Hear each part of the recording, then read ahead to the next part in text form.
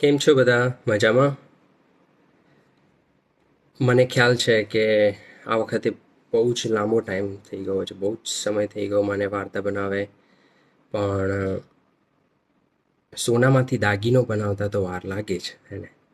આજે પણ એક સરસ મજાની વાર્તા લઈને આવ્યો છું. તમારા નાના બાળકોને જરૂરથી સંભળાવજો, એમને ખ્યાલ આવે તો. વાર્તા એમ છે કે સાંજના સમયે 7 વર્ષનો દીકરો કબીર તેની મમ્મીને પૂજા માટે દીવો કરતા જોઈ રહ્યો હતો.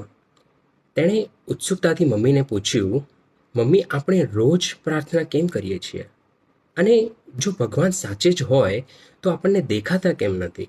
એ ક્યાં રહે છે?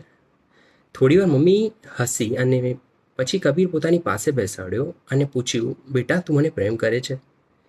કબીરે તરત જ મમ્મીને ગળે વળગીને કહ્યું, હા મમ્મી, ખૂબ જ. મમ્મી પૂછ્યું, તો મને બતાવો કે પ્રેમ કેવો દેખાય છે, એનો કલર કેવો છે? કબીર મૂંઝાયો. મમ્મી, પ્રેમ થોડો દેખાય, બસ એ તો અનુભવાય ને.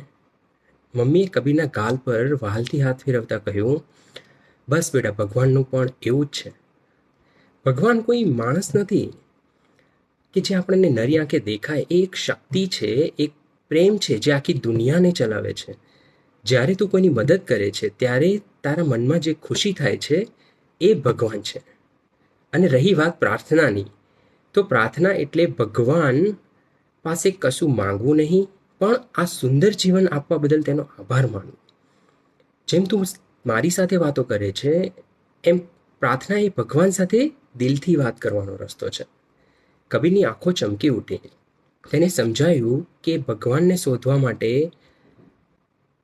આકાશમાં જોવાની જરૂર નથી, એ તો આપણા સારા વિચારોમાં છે.